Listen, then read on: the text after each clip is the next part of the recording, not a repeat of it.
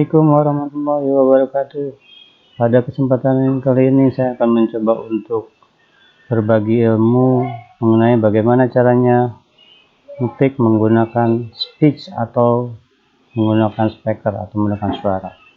Baik, langsung aja kita ke cara yang pertama, yaitu yang diperlukan adalah koneksi internet. Kalau sudah internetnya aktif, tinggal menggunakan langkah berikutnya, yaitu silakan Anda klik, boleh menggunakan Mozilla, Google, atau yang lainnya. Oke, saya akan menggunakan Google Chrome. Saya buka. Kemudian selanjutnya jangan lupa Anda harus memasukkan akun email Gmail dulu. Setelah itu baru diklik ke bawah. Di sini ada Doc. Kita menggunakan Google Doc. Oke, diklik aja. Kita tunggu sebentar. Ya, tampilannya seperti ini. Langsung kita klik blank.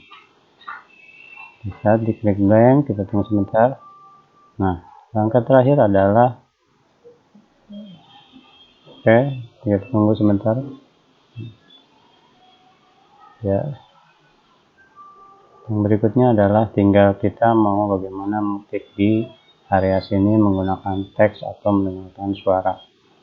Ya, baik, yang berangkat berikutnya yaitu tinggal klik tools, atau kalau dalam bahasa Indonesia di situ ada peralatan. Kemudian di sini ada voice typing. Tinggal diklik voice typingnya, dan jangan lupa sini menggunakan bahasa Inggris karena kita akan menggunakan bahasa Indonesia teksnya, maka klik bahasa Indonesia. Kita pilih bahasa Indonesia. Setelah itu tinggal klik, maka tinggal bicara langsung, otomatis akan diketikkan. Selesai. Gampang kan? Oke, kalau sudah tinggal diklik lagi ini. Dan untuk format ini biar langsung tersimpan ke dalam Microsoft Word, tinggal diklik file, klik download. Kita mau buka di mana? Nah, kalau kita ingin membuka di Word, tinggal kita klik Microsoft Word. Kita tunggu sebentar, maka dia akan download otomatis dan kita akan langsung buka. Jadi yang barusan kita ketik sudah ada di sini.